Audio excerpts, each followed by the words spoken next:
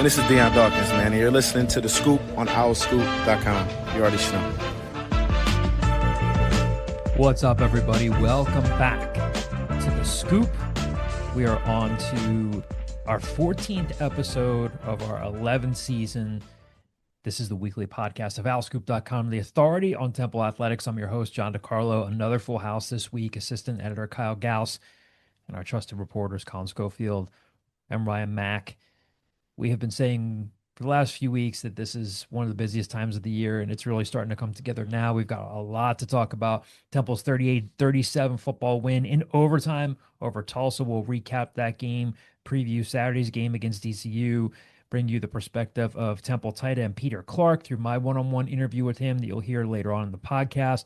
There's a stat out there that puts him in some pretty lofty company with some current NFL tight ends that I asked him about, and I think you'll like his response. I think fans will like his response and his approach to it, along with the insight he gave me in that conversation. We'll also have some stuff from the men's and women's basketball media days from the last 2 days, and we'll have answers to all of your mailbag questions as well. So a lot of stuff ahead for all of you. The Scoop, as it always is brought to you by Greenspan and Greenspan Injury Lawyers. If you've been injured while on the road or the highway and the crash was someone else's fault, the insurance company is not going to be on your side. You need us, Temple law grads, who will fight hard to get the compensation that you deserve. We only get paid if we win. So in Pennsylvania or New York, call us today at 215-261-7359. That's 215-261-7359. And you can find them on the web at greenspans-law.com. That's greenspans-law.com. Look, as Declan Landis used to say, if you haven't subscribed to alscoop.com yet, what are you doing? So we want to remind you all that now's the perfect time. Join OwlScoop, get access to all the information that we have for you for recruiting, football stuff, basketball stuff, anything that you want to know about. So join OwlScoop now for $1 for your first week, and you'll get a complimentary year of The Athletic included with your membership. So I'm just going to read that again, guys. Join OwlScoop for $1 for your first week, and you get a complimentary full year of The Athletic included with your membership. That's a hell of a deal. We want you to take advantage of it. So we've got a great show ahead for you, but it's become our weekly tradition now to ask Coach Kyle about this ongoing soccer season. Do you have a tan? I feel like you got some color in your face. You look I just worked out, so it might just be flush. Flex. We'll sick flex. No, there. not a flex whatsoever. Yeah. Well, It's probably just flush. There was a tie this week, Kyle. Yeah. We first of all we fell down early, fell down 2-1. Then we rallied back. Took a 3-2 lead in the fourth quarter. Thought we were in good shape. Got a little lackadaisical towards the end, so I told the team afterwards. I said, "Look, I'm glad we had fun out there, but we got lackadaisical towards the end, and we let that slip in. And we gave up a goal at the end. We just gave up on a play, tied 3-3. Honestly, could have lost the game because they had the ball after that. They had possession. They had an opportunity, and I let it play past the time because they had an advantage. I didn't want to blow the whistle and be that guy, but then they kicked it out of bounds, thankfully, and I ended the game. But yeah, so we are now 3-4-1. I think we have a winnable game this weekend. I'm pretty confident we have a winnable game this weekend. I think we have like a 50-50 game next week, and then our season finale that's a team that took it to us earlier in the year. So we'll see. I'm hoping I can finish 500, get this team to bowl eligibility. But we'll see. A little wrinkle in this. What's this weekend, guys? What happens this weekend? Halloween. After that, that's Friday. Daylight savings. So it gets darker earlier. So I can no longer practice this team after Thursday. Thursday will be our last practice, and we're just showing up for games after that because it's too dark. So I got one practice, 3 more games. Try to right this ship, but In an effort to create chaos, I hope there's a scenario in which somebody in your area is listening to this podcast and has a kid on the team that's playing you this week and finds you somewhere and says, "I heard you thought we were a winnable game this weekend." I think every game is winnable. I have confidence in my guys. Doesn't matter who we're playing. We play ourselves every week. Oh, that's more clear than what you said before. You seem to imply something about I don't know what you're talking about. I would never say something like that. I would never undermine or diminish an opponent. We play ourselves every week. As long as we show up and we be the best team Haiti that we can be, we stand a chance in any game. Us versus us.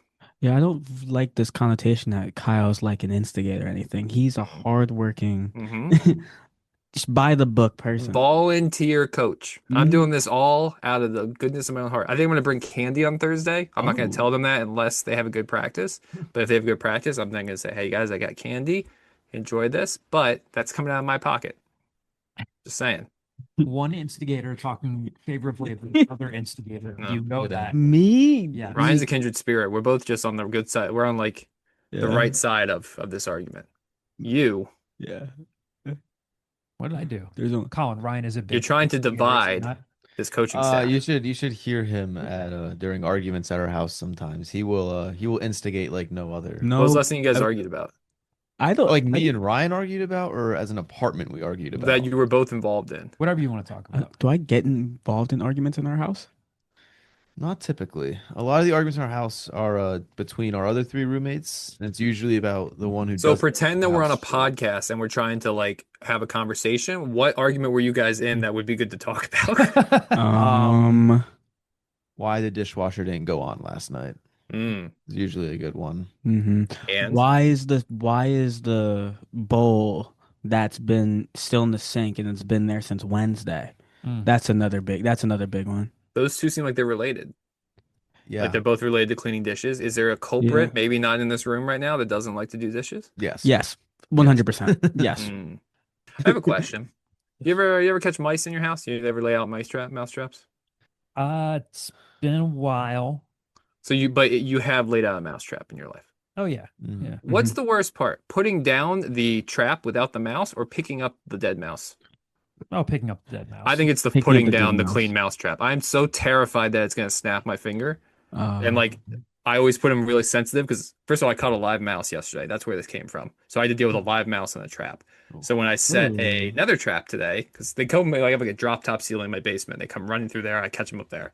When I went to set another trap today, it kept going off, kept going off, kept going off. I became so like shell shocked from it and gun shy that I was terrified as I'm like sliding it up into the roof that it was going to go off Wow. again. See, I've done glue traps in the past. Oh, that's worse. They're always alive then. Or do you Yeah. let There them was die up there? in my freshman year.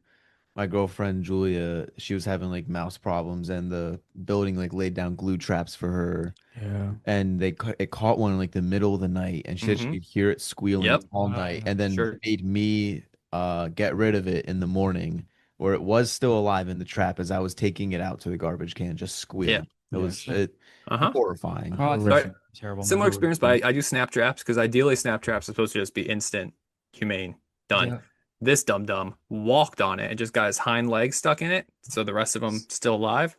So I got him into a trash. I put him in the outdoor trash can, and I just put trash on top of him, so that way he had a good last couple days before he gets trash.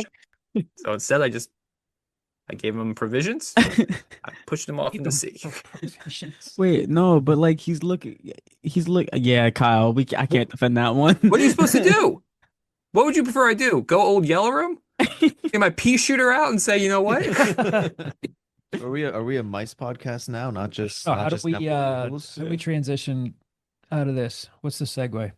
Mice squeak. Temple squeaked out Ooh. squeaked out a win Ooh. against Tulsa on Saturday. There we go. I There we like go. that. God, this is Feeling great. himself a little bit. I like We got that. confident Ryan. He's coming in. He's Like just that. lobbing him up there. On the heels of that brilliant segue by our very own Ryan Mack, You're welcome. let's talk about this 38-37 Temple win in overtime. Hate to pat ourselves on the back, but we told you this would be a win. Right. But we said it wasn't going to come easy. And that's exactly what happened. Now, did we say overtime game? No. But Temple could have tied it in overtime. Tulsa could have tied it in overtime, but they elected to go for two. So maybe you're getting flashbacks to the Navy game, not the exact same scenario, but this time Brody Foley, a guy who terrorized Temple on Saturday, good tight end, good Wildcat quarterback. He comes in, tries a jump pass, got batted down the line. Kyle thought it was Allen Hay. Do you still think it was Allen So Hay? Demerick Morris, I still am confident. Demerick Morris, wearing 41 or 40 or whatever, gets the pressure on Hayes and hits him as he's throwing it. He throws it into Allen Hay. Yeah. So who do you want to give credit that to? That's up to you. But the actual photo I tweeted of the football in the face is the football hitting Allen Hay in the face. Yeah. Yeah. So it's up to you. Who I don't know who statistically got credit for it, but that's what happened. So nonetheless, big win for Temple. They're 5-3 now after 8 games. They need to win just one of their last 4 games to become bowl eligible. They have not been bowl eligible since 2019. We've talked about that at length. Another great game for Evan Simon, 24 of 35, 267 yards, 5 touchdowns. He's now up to 1,610 passing yards, 21 touchdowns, and still has not thrown an interception. Hunter Smith and Jay Ducker combined to run for 171 yards. Hunter Smith, of course, had that 72-yarder on that drive that stalled out inside the 5. Kajaya Holloway, another guy that's just having a big-time breakout season. 10 catches, 85 yards, 3 touchdowns, including the one that put them ahead in overtime, proved to be the game-winning touchdown when Evan Simon made quick work of Tulsa's defense. He had the 24-yarder to Colin Chase and then the throw to Kajai Holloway in the back of the end zone. He's up to 31 catches for 426 yards and 6 touchdowns now. So defensively, Temple kind of had problems all day containing Tulsa quarterback Baylor Hayes. He finished with 296 yards and 3 touchdowns. He hit Brody Foley on that 9-yard touchdown pass on 4th down in overtime that set up that 2-point conversion try. We'll talk injury updates in a bit. We've got some of those. What's happening each week now with Temple being 5-3, and again, best season since 2019, is that they continue to hit some milestones and put up some very impressive stats, all of which Kyle provides for you each week. Just gave you a little attaboy look there.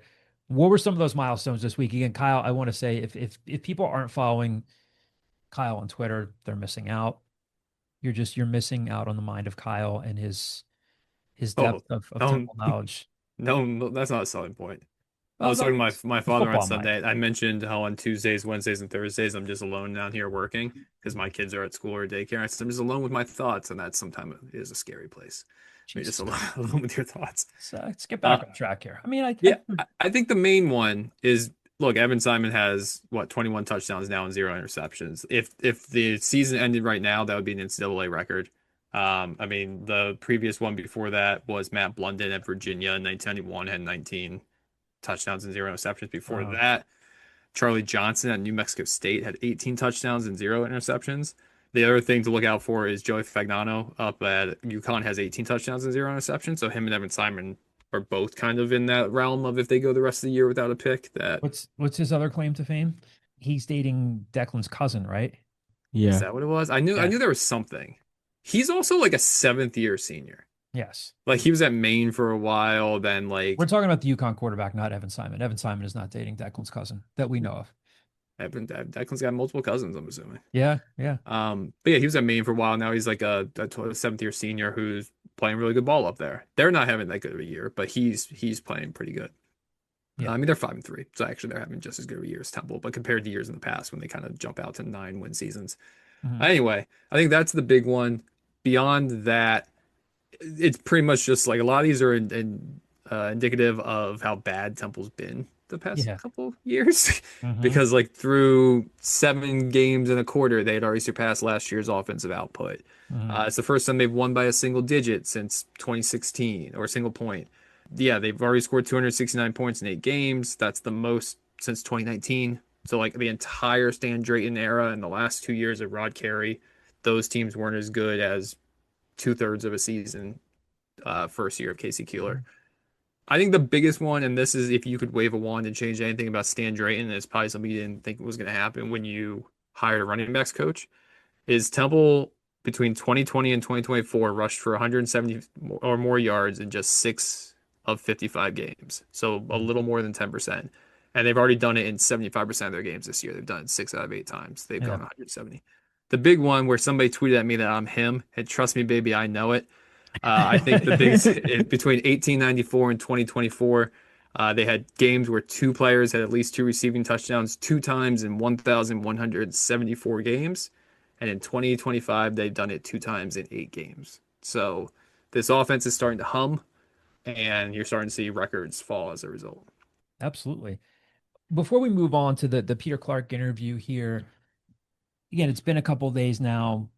What's your maybe 1 or 2 takeaways from this game? Obviously, Kyle just hit you with a lot of notable stats and milestones there. It was a back and forth game, to say the least.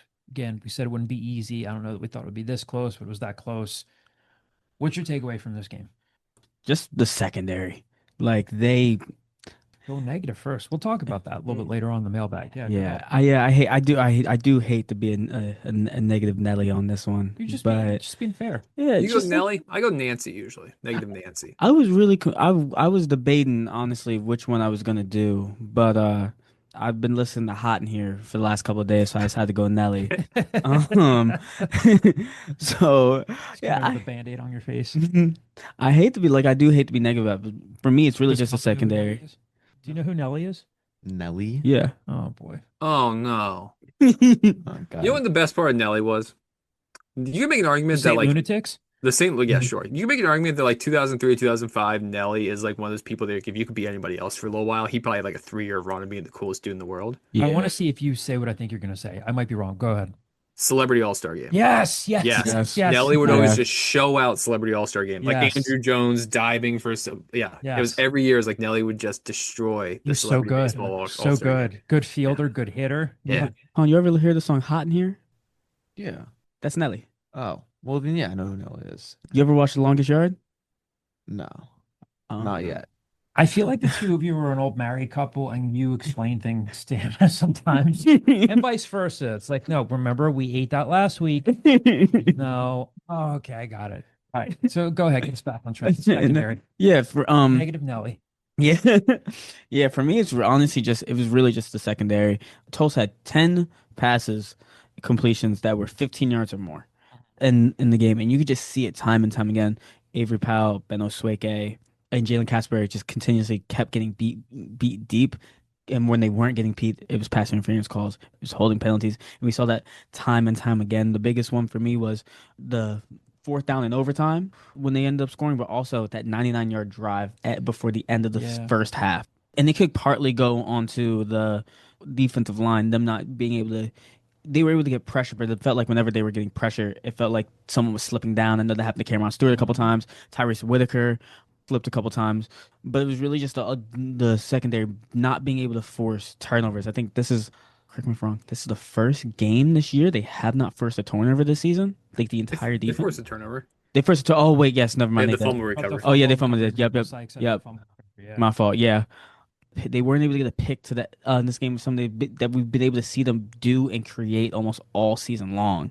So that's one of my main takeaways, honestly. And Castleberry did not practice No. on Monday. Ben Osweke not practicing with the first team. Again, that's one Mm-mm. day of practice, but And well, we'll talk about that a little bit later. There's a mailbag question where we'll play some audio for you from Casey Keeler where he talks about some of the mistakes that they made. But yeah, that's I don't think you're being negative because again, there's a lot to be excited about with this team. They're 5-3.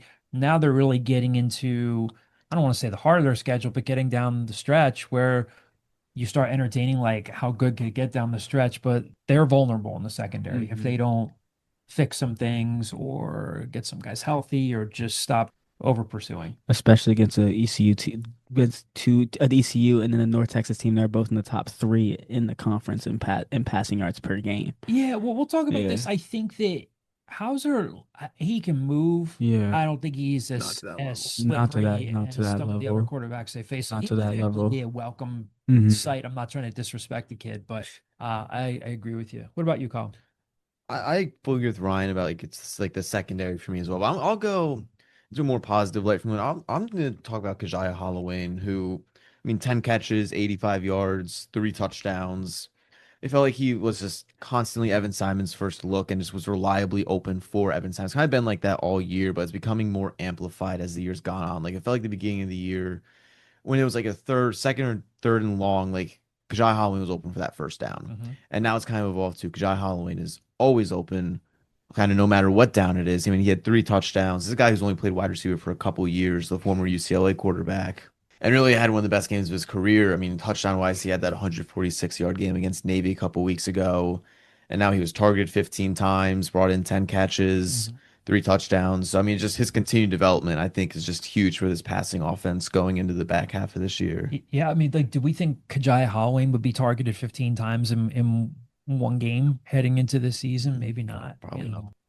The secondary is concerning. It definitely is. But, and I think Casey Keeler talked about this, they over pursued so much when they got pressure on Hayes Yeah. to the point that you were like, I don't know if this kid's all of a sudden like the greatest athlete in the world and he's Johnny Manziel or he's Mike Vick back there, but like he was able to Manziel. escape first pressure all like Johnny Manziel in college. Yeah, Yeah, he was good. absolutely. He Yeah. wasn't necessarily looking to scramble, but he was looking to buy time with his feet. I don't think they're going to face that this week. But I think also if they get Sekou Chroma back, which looks like it's going to happen, that obviously helps a lot too. Because beyond that, like I think the defensive line's still good, but those traditional defensive linemen without Sekou Chroma aren't necessarily the best pass rushers. They're more run defenders and gap fillers, and they kind of rely on outside edge rushers like Charles Calhoun or Tyrese Whitaker or Cameron Stewart to kind of generate pass rush. With Sekou Chroma, they don't necessarily have to do that as much if he's back. So I think that would have been helpful, and that would have helped out the Castleberries and the Beneswakes of the world.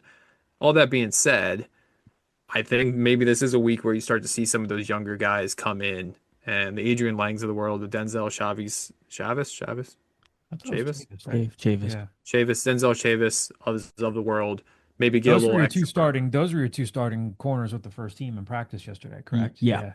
Yeah. I wonder how that could partially be a message, but it's also like this is a very, I think Temple's Casey Keeler is very aware this is a very important game for Temple. Mhm. I don't think you necessarily have to go out and beat East Carolina to win a bowl, but like you can't go out there and just get stomped, I think, heading into Army. So I don't know how much of that's a message and how much of that is just like, no, these guys are talented enough. They both had big offers coming out of North Jersey, and then committed to the previous staff and stayed committed.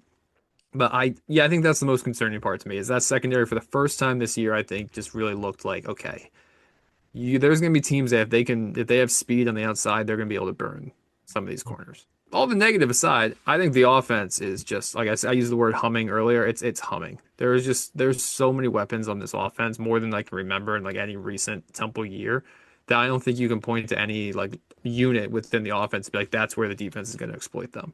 Because if they stack the box, they have plenty of outside wide receivers. If those wide receivers are guard, you get Peter Clarke on a mismatch against a safety or a corner, he's going to have 120 yards. I think that offense just really showed up against Tulsa, and it's been showing up for a couple weeks now.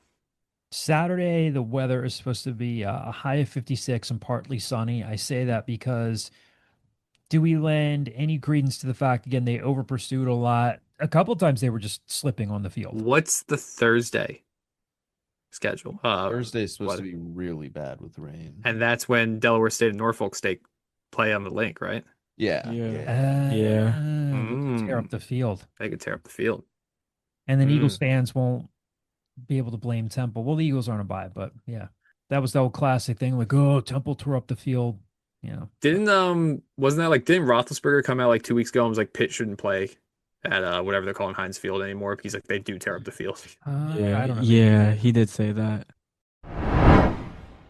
Before we get to the ECU game and talking more about ECU, we've given you a little bit of impression or a little bit of a hint of what we're going to be talking about with ECU. I want to play my interview with Temple tight end Peter Clarke. He now has 23 catches for 378 yards and 4 touchdowns. This is a guy, of course, who had 5 catches, 3 for touchdowns through his 2 previous seasons. So these are all career best numbers for him. Another guy who just is putting up career best numbers like Agiye Holloway.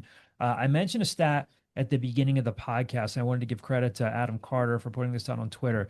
The only college tight end since 2017 with a single season yards per route run greater than 2.5 and one college season with a run blocking grade better than 80 are George Kittle at Iowa, Trey McBride at Colorado State, Mark Andrews at Oklahoma, and Peter Clarke at Temple. So he's in pretty good company there. Now, again, this is according to the man who tweeted this, Adam Carter, who says, remains to be seen if he declares, but clearly a very talented player. So Peter Clarke does have one more season of eligibility after this one. But talked to Peter earlier today. We talked about, I think you guys will like his reaction to that stat and the way he approaches things. Some of you are very familiar with a story about him being from London, getting involved in the game through a program over there called JagTag, to the Jacksonville Jaguars and NFL Europe.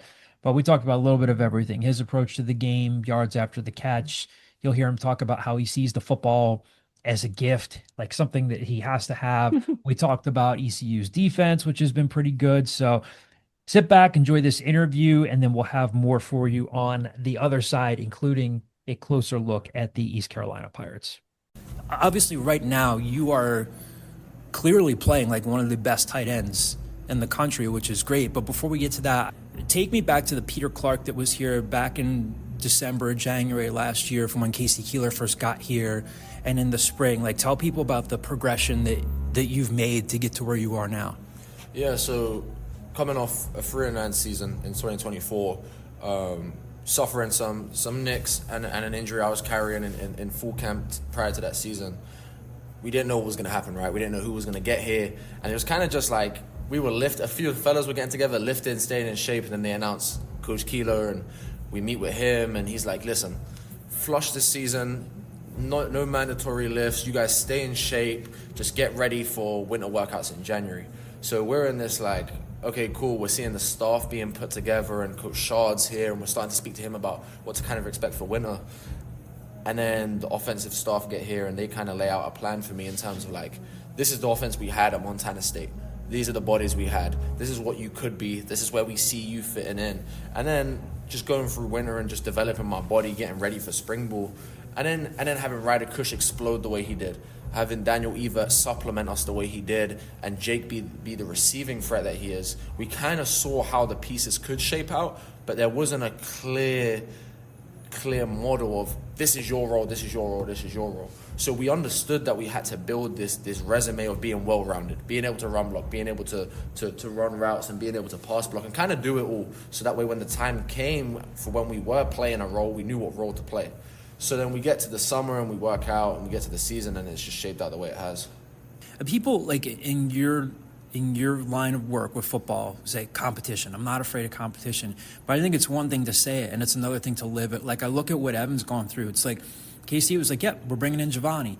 They tried to get Trinidad Chambliss here, the kid that's down at Ole Miss, and Evan has just been like, all right, and he's playing like one of the best quarterbacks in the country.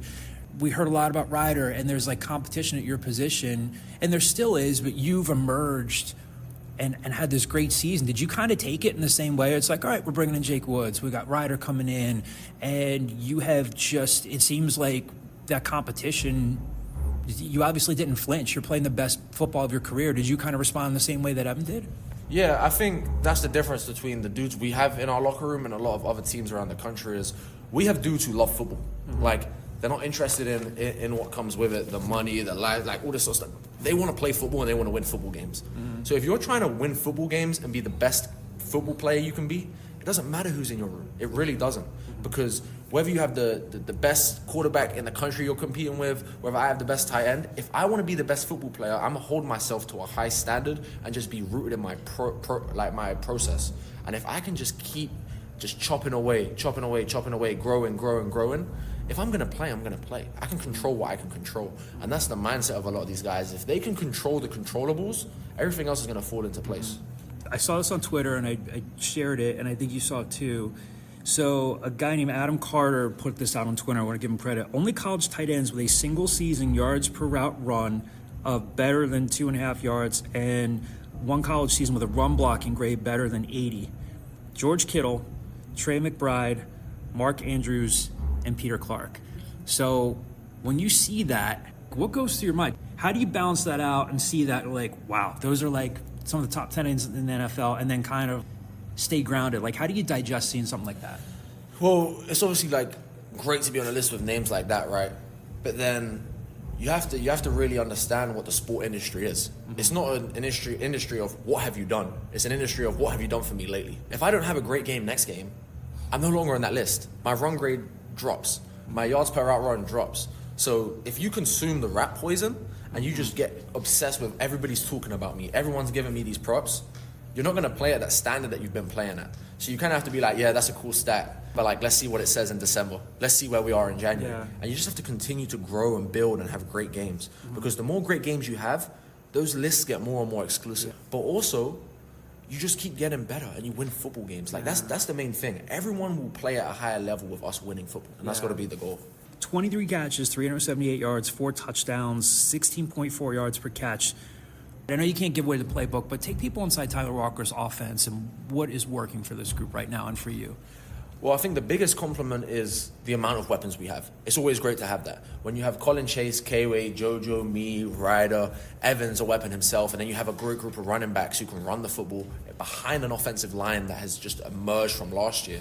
It's like, how do you cover everyone? That's the first problem defenses face, is are we going to double this guy? Are we going to make an emphasis of that dude? And then we're just going to exploit another hole we find, right? So that's the first thing that allows this offense to blow up. But it's also like, you look on the tape, we're doing a lot of very similar things in very different formations.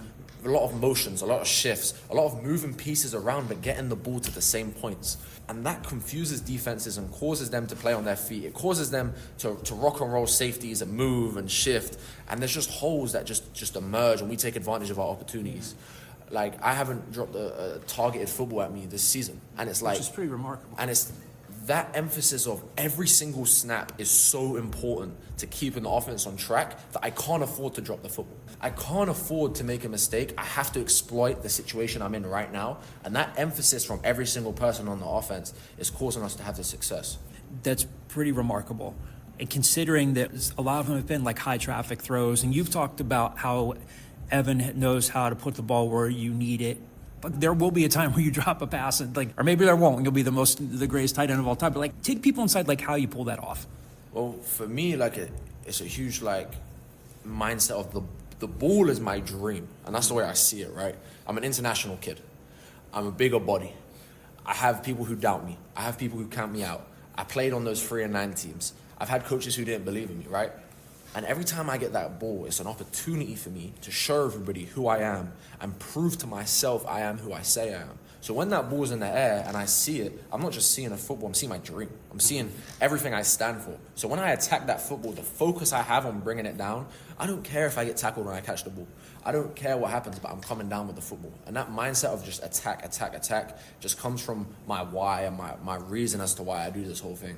I mean, I've known you since you got your Temple offer. It's been a few years now, and I know your backstory. But even when I see you run after the catch, you look like you're running with a purpose. And I don't mean to say that to sound cheesy, but you look pissed off when you're running with the ball. And I think people have the yards after catch. I don't know what it's been for you, but even just the play on Saturday, is that what's going through your mind? You bring the ball down, like you say, you see it as your dream. And when you're running after the catch, you're dragging guys with you. Is that the same mentality, or you have that same thought, I've caught the ball and now I'm going to continue to prove people wrong after the catch? Yeah, that's definitely a huge part of it. But it's also I owe it to my teammates to get the most yards I can get. I love these boys. These dudes have gone through so much with me, and a lot of these dudes were on those teams that we didn't get the results we wanted. So now we're having that success. We owe it to each other to get the most out of it we can. And then it's also just if you're 6'6", 265 pounds, and one dude, a little safety who weighs 180 can tackle you, you're probably not going to the next level. I need to show scouts, and I need to show the next level that I belong there. And that happens with me dragging 2 guys 15 yards downfield. It happens with these big explosive plays, and I just got to keep doing those things. What was the call like in the 50-yarder that you caught Saturday on a day where you guys needed every point you could get, and it came down to that last play? Take us just inside that play call and what worked there for you. Yeah, so we had a great play drawn up against a defense that they run, their base cover 4, and we knew where the holes on the soft spots and the matchups was going to be. And if a safety wants to try play me, a bigger body, we're going to put our 2 tight ends on those 2 smaller guys, and we're going to let guys go to work. We've kind of built that trust and that rapport with the quarterback and the coordinators to be okay, cool. If we give this guy an opportunity, he's going to take advantage of it. And we got that look. I was able to break the defender down and have him put it where it needed to be. When you're lining up now, are teams defending you? I know it's not just about you. It's about you got JoJo, Colin, the guys you mentioned. Are defenses defending you differently than they did last year? I know it's a different staff and stuff, but have you noticed a little bit more healthy respect for when you're lining up? Are teams, you think they're seeing more on film and saying we got to pay more attention to this guy? Yeah, a couple times when we played guys, they know my name, they know everything about me because I'm on their scouting report, and that's something that's changed a lot over the years. And being on guys' scouting reports and them showing me the respect feels good because it lets me know that I can manipulate these guys and I can go to work and they respect me. But it goes back to the weapons we have. There's only so much you can do. If you guys want to sit double on me all day, cool, throw the ball to JoJo, give it to Kush, give it to Collins, and let those guys go to work. Because the one mindset that we all do have is the ball is going to go to somebody, right? It may not be you, but you're going to affect every single play. When one person scores, we all score. So I don't mind if you're going to double me. I don't mind if you're going to game plan for me because I got a bunch of weapons with me. Tell us about your tight ends coach, Chris Rakowski, what he's brought out in your game. Yeah, so Coach Zar has been great. He comes from an O-line background, very detail-orientated, very demanding of a high practice level because of the talent our room has. And that's really allowed us to shine and focus on the smaller details that have paid off. Because when we focus on the smaller details, it changes the game. When our hand placement is right, when our eyes are in the right place, when our pad level is low, like, we move people in the run game, and we're getting open in the pass game, and the whole room is being super productive. I feel like his O-line background has really helped me in the run game. My run blocking has stepped up levels under him, and it's just been a great experience being coached by him. What goes into that, just the improvement with the run blocking? Because I know it's not just as simple as, like, the goal is, like, move the guy in front of you, but how have you become a better run blocker and a better blocker overall? I think a lot of it is accumulated reps. Football is an accumulation sport, and being able to have the experience I've had as a freshman and a sophomore has really paid off in my junior season. Having those game experiences that I had in my younger years really has started to shine, but it's also just like a credit to the coaches that have come in here and really started to pour in and change the coaching style slightly and really allowed us to develop. And Coach Dar, having that O-line background has been huge. Having someone who's coached a whole offensive line at a high level and been part of successful programs that have gone on and won a lot of football games has really started to pay off. You were, what, 220, about 220 when you got here? Yeah, I was at 220, 225. And now you're up to, what, 265 or so? 260, 265. How do you, if you had to take people through what it's like to, like, put on weight, how you put on weight, stay athletic, and do what you need to do, what's that progression been like for you? Yeah, so if you take a look at my story, where I come from, like, I don't come from very much, right? Like, I was 220, but was I 220 by choice? Like, no, all the time, right? Like, was I eating enough? Was I taking care of my body the best way I could? Yes, but was it enough? Probably not, right? So when I get here and I go to J&H and I have the dining hall, when I get here and I have unlimited flights, Chick-fil-A, and I just start lifting and eating and lifting and practicing, your body just starts to grow. That first year, I put on like 25 pounds. And I was in good shape, and I was strong, and I was still growing. And it was just a testament to the strength and conditioning program, but also because of the access and the opportunities that I had. Putting on the weight came easy to me, but it's also managing what type of weight it is. Mm-hmm. Not just eating a bunch of Chick-fil-A and getting big and slow and chunky. Like, you got to be able to be lean and fast and nimble. And being able to work with Coach Chris and now Coach Shard, like, those guys really worked with me a lot to really get my body in a good place. I wanted to ask you about ECU and what's ahead, but for those people who maybe don't know your story, take us back to how your life intersected with football back in England with Jag Tag. And do you remember the first moment where you were like, what's this? I got to get involved in this. Yeah, so a dude who worked for the Jaguars came to my school. They did a presentation about the London games and the Jaguars, and he had the mascot with him. Some cheerleaders were there, and it was just this kind of like big American show. There's just noise, right? And this excitement just built throughout the school. And the sign-up sheet for the club was like forever. And I was one of the first people on the list. And that moment where, like, catching your first football was like scoring touchdowns and having fun with your friends. And that spark just ignited, and the love for the game just started growing. And that was kind of the introduction. You just articulated this earlier. You stay motivated. You stay like, well, okay, this stat looks good on Twitter, but if I don't keep up, I'm not going to be there. But do you even allow yourself like 5 to 10 minutes out of the day to think about how far you've come? Like the younger Peter Clarke, would you have ever envisioned like seeing your name on Twitter in the same statistical category as like some of the best tight ends that have ever played in the NFL? Yeah, like one thing for me is I've always been super unrealistic in my goals, right? Like I'm a big imagery guy. Like, I paint these images in my mind of me walking across the stage when I get drafted, me winning a Super Bowl, me playing for these NFL teams and doing good stuff and scoring a touchdown. And those images is what sparks that motivation every single day to get up and work, to get up and get closer towards that goal every single day. But, like, coming from where I've come from, being that kid, like, I knew I was going to get to a high level, but, like, every day I remind myself, I've got to make that kid proud. Like, that kid's got to sit there and be proud of where he's come, yeah, but also where he's going. And if I don't continue to work and be grounded in my process, I'm never going to get where that kid knew he could get. So it's that belief in knowing where you're going to go and having those images that keeps you motivated to keep working. Casey Keeler talks a lot about the Leadership Council. What goes into it? What do you guys do? What sort of feedback do you give him, the rest of the program? How does it work? Yeah, so we're a bridge between the locker room and Coach Keeler, right? Like, what are the players feeling like? What do they have opinions on? What do they want to change and discuss and have questions about? And we can kind of speak to Coach Keeler and get the kind of, this is where the coaches are coming from. These are the situation in the building, and we relate it back to the players. So we act as that merger between the two, and we kind of like keep things like afloat in the locker room. We also know that, like, okay, cool, these are the emphases this week. This is the mindset. This is where we need to steer the culture, right? And we're those guys that Coach Keeler goes to and is like, hey, this is what I need. This is what this team needs to do, and this is how we need to do it. And we're the dudes that take it back to the locker room, and we lead the guys in how Coach Keeler wants things done. I've enjoyed asking guys this very simple question. It might sound like a no-brainer, but if you had to compare the mood in the building at this time last year to where it is now, I know winning helps everything, but how does the building feel now as opposed to where it was last year? I think the one simple thing is filled with belief and confidence. Like, guys are confident in the way they're playing football. Guys have belief in where this team can go. Guys believe in each other, and those bonds off the field have got stronger. I think last year at times when you're 2-7 at this point, or 2-6, it's like, damn, like rough sledding, like, well, what are we gonna do? And you kind of get those guys who panic. You get them guys who start saying, hey, I'm going to redshirt. You get those guys who start saying, hey, I'm leaving the team, or I'm out in December. And it's like, that's not happening here. Like, it's not. We're going bowling. We're going to win. We're going to win out. We're going to go to the championship. Like, those beliefs and those unrealistic expectations that are driving us week in week just continue to build at this point in the year.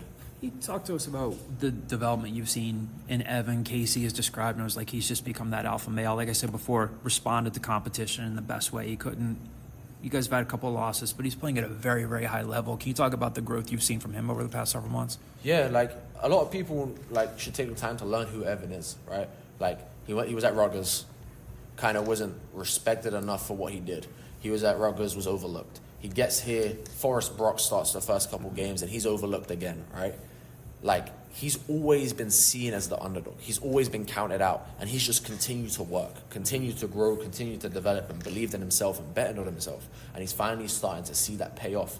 He was given an opportunity to show everyone what he could do in the spring. They brought Varney in, and they said, hey, this is the competition. Like, we just brought this guy in. And he said, all right, cool, I've always been the underdog. And he just steps up, and he just keeps playing at a higher and higher level every single day, demanding more of himself, but also other people, right? You can have the best quarterback in the world. If the dudes don't run the right routes, like, you're screwed. And him demanding excellence from everyone else is also making him better. It's Tuesday now, one day closer. What have you seen from ECU so far? I mean, they look like they're playing at a pretty high level defensively. Top, I think they're only allowing a little bit more than 17 points a game. What have you seen from them on film defensively? Yeah, they're a great team. But the one thing about the American Conference is anybody can get beat any day of the week. We've seen it. We saw Memphis lose to UAB. I bet you Vegas didn't see that coming, right?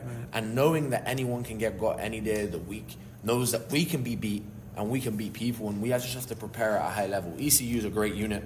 Defense is one of the top in the conference. They have great athletes all over the field, but we just have to be rooted in what we're doing. It's always about us, not about them. And that mindset of we are preparing for our game and not worrying about other people too much is going to keep us rooted in our process. I might have asked you this earlier in the season. I mean, obviously it's been a big deal. Until recently, Eric got hurt, and it looks like he'll be back this week, Eric King. But there's been a lot more continuity on the offensive line. And I don't know if it works this way, but like with their improvement and their ability to, for the most part, trot the same five guys out there, does it give you more freedom? Does Tyler say like, hey, Peter, I may not need you to help Jacoby in here? Or like, as your blocking is improved, sometimes they might say, we need you to stay in and block. Does their improvement give you the freedom to just be running more routes and getting down the field and not needing you as much to block, or does it not really work that way? I think it's all scheme-based. It's all about what we're trying to do. If we're running certain schemes and we need guys to have more time, it's easier to have more defenders to block. So I think it's just base play-by-play scheme stuff, but the confidence in the O-line allows you to release a tight end. Yeah. Right? Like, we've grown so much, especially on the offensive line, and I'm really proud of those guys. What specifically have you seen from those guys? I mean, like, for example, like Kevin Terry gets hurt. a couple weeks before the season starts, Jacoby steps in. I know all those guys will say, well, we could get better, but world's better than what they were playing. What have you seen from their development on the line? I think it comes from confidence and self-belief that's been installed in them by Coach Johnson. He does a great job in developing and coaching the guys up, but also filling them with belief. Like we always say, you don't rise to the occasion, you fall back to the level of your training. And going through what those guys did in terms of body transformations in the winter and the summer with Coach Shard was incredible. And just having the belief that like we've achieved so much and we have so much more to achieve and we're equipped with the right tools to be able to do that has given those guys so much confidence. You talked to me about the response after the Navy game. That was, any way you slice it, tough loss. I'm sure you guys look back at it and say, we had them, we should have beaten them. And then there's that old adage, it's like you don't want to let a team beat you twice, but yes, you guys were supposed to win on paper, but the way you went out and beat Charlotte the way you were supposed to, how long did it really take you guys to shake that loss off? Because sometimes that's not easy. Like you said, in the American, anybody can beat anybody at some point. How did you guys really shake that off to where the Navy loss did not affect you the following week? Yeah, a loss like that always stings, man. Like it hurts, it's going to haunt us, but we always say, win or lose, you have 24 hours. Mm-hmm. By the time you walk in here on Monday morning, whatever the results was, how many touchdowns you had, it doesn't matter anymore. The next opponent is the most important thing because that's when we start preparing, right? Sunday night, Monday morning. So you have that Sunday morning when you come in here and you get treatment. You come here and see the boys. You have that right to be happy if we win, right? But you have 24 hours to flush that and move on to the next opponent. As you say, you can't be beat twice. If they beat us twice, it's embarrassing, right? So getting rooted in our process and knowing the next game and the next day and the next practice and the next meeting and the next minute is the most important, not because it's the next opponent, but because it's just the next opportunity. And knowing that allows us to just flush those wins and those losses and move on to the next one. Tell me about maybe a guy on this, either side of the ball in any phase of the game that's really impressed you, where you're like, maybe you thought like, I didn't know back in August if this guy had it in him. Is there a guy that's really stood out to you that you're really proud of as a teammate? I think that like one person who really stands out is Jacoby. Obviously, like stepping up during camp, Kevin Terry gets injured, being a young guy, being a freshman, and just playing the role that he has and playing at the level he has, working with him as a tackle and tight end combo, communicating and run blocking. Like, it's just been great. And seeing him grow and be mature and just develop and just soak everything in has just been great. And I'm proud of that dude. I want to pay a compliment to you because, as you know, I want our podcast listeners to hear this.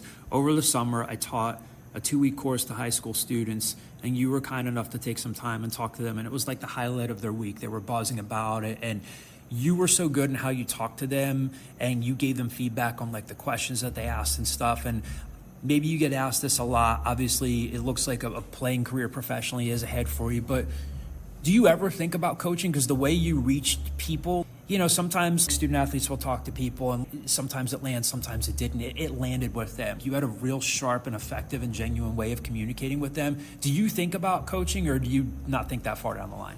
Yeah, like coaching, like I've come through a great system of the NFL Academy. I've had great coaches here. I spoke at the all-staff meeting for Temple Athletics. Like, I'm being asked to do these things and getting these opportunities to show my public speaking, to show how well I can articulate myself and really show the knowledge that I have of the industry that I'm in. And something like coaching can be cool. A lot of my coaches have said maybe like being an agent, being just involved in the people part of the sport, because I have that way of being able to reach out to people and make people leave a room feeling that they want to know more about me, leaving the room feeling like they learned something and they were impacted by the way that I spoke. So I don't know, coaching could seem cool. We just got to see how it all plays out. Where does that come from? I remember, again, I can still remember the first conversation we had when you got your Temple offer. And I remember like it wasn't like a 3-minute interview. You were really easy to talk to. Have you always been like that? You just seem to be, it seems to come very naturally for you to like articulate your thoughts, a vision, perspective, like it's all there. Have you always been like that? I think that it goes back to where I come from and the situations that I've come from, right? Like, I don't want to be defined by the places that I come from, my socioeconomic background, the experiences I've had in my life. If I can walk into a room and articulate myself the right way, I can leave the impression that I want to leave, and I can leave the impression of people who can impact my life in a great way. Those people that hear me speak, it doesn't matter where I've come from, because the way I've made them feel, they're going to provide me with an opportunity that will take my life to a higher level. And just knowing that the way I articulate myself is going to push me further and further in life, has really caused me to like develop that skill set. I know that some other guys that are in the NFL right now have either come back or they're in the building. Even the guy like Chris Myrick, the former Temple tight end who stuck around the league. Like, who are some of the guys that you've maybe been able to catch up with, former NFL guys from Temple who have come back? Yeah, I speak a lot to DMR, David Martin Robinson. Yeah. Obviously, he scored his first NFL touchdown earlier in the season.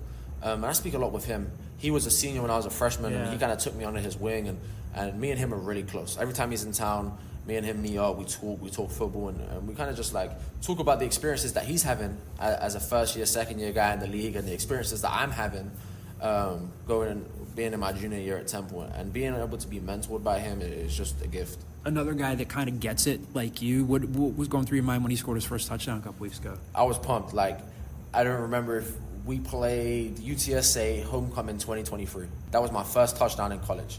I wasn't the read, he was. Mm-hmm. The ball gets dumped to me, edge pressure, EJ gives me the ball. That dude was so excited for me, he jumped all over me because he could see parts of himself in freshman me, and I knew that I wanted to be like him, and the connection that we have, like when he scored that touchdown, I was running around my living room, sent it to my dad, like, hey, DMR scored. Like, it was just a surreal experience to see him achieve the things that he wants to. Thanks, Peter. Thanks to Peter Clarke for taking some time to talk this week as he navigates his way through a career best season. So Peter Clarke and Temple are going to be facing a pretty good ECU defense. So game time is 2 p.m. on Saturday on ESPN Plus at Lincoln Financial Field. But if you're a Temple fan, you shouldn't be watching the game on ESPN Plus. You should be at the link. Or maybe you're following the game on ESPN Plus while you're at the link. Maybe you multitask. I don't know. There's some people who do that stuff.